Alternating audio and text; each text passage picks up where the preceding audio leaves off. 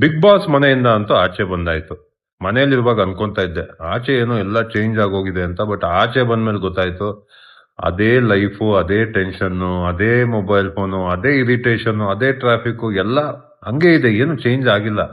So ಆ ಮನೇಲಿರುವಾಗ ಆ, ನಮ್ಗೆ ಈ ಚಿಕ್ಕ ಚಿಕ್ಕ ಸಂದರ್ಭಗಳು ಬರೋವು. ಅಂದ್ರೆ ಕುತ್ಕೊಂಡು ಮಾತಾಡ್ತಾ ಇದ್ವಿ, ಊಟ ಮಾಡ್ತಾ ಇದ್ವಿ, ಆ, ಏನೇನೋ ಕಾಮಿಡಿ ಮಾಡ್ಕೊಂಡು ಒಳ್ಳೆ ಟೈಮ್ ಸ್ಪೆಂಡ್ ಮಾಡ್ತಾ ಇದ್ವಿ. ಯಾಕೆಂದ್ರೆ ಫೋನ್ ಇರ್ಲಿಲ್ಲ, ಔಟ್ಸೈಡ್ ವರ್ಲ್ಡ್ ಬಗ್ಗೆ ಗೊತ್ತಿರಲಿಲ್ಲ. Amazing moment. ನಾನು ಹೇಳೋದಿಷ್ಟೇ, ಹೆಲ್ತ್ ಮೇಲೆ ಫೋಕಸ್ ಮಾಡಿ, ನಿಮ್ಮ ಫ್ಯಾಮಿಲಿ ಮೆಂಬರ್ ಜೊತೆ ಜಾಸ್ತಿ ಟೈಮ್ ಸ್ಪೆಂಡ್ ಮಾಡಿ, ಜಾಸ್ತಿ ಲೈಫಲ್ಲಿ ಟೆನ್ಷನ್ ತಗೋಬೇಡಿ. ಯಾಕೆಂದ್ರೆ life is not permanent and nothing is permanent. So ಹೇಳ್ಬೇಕು ಅನಿಸ್ತು, ಹೇಳ್ದೆ. Thank you.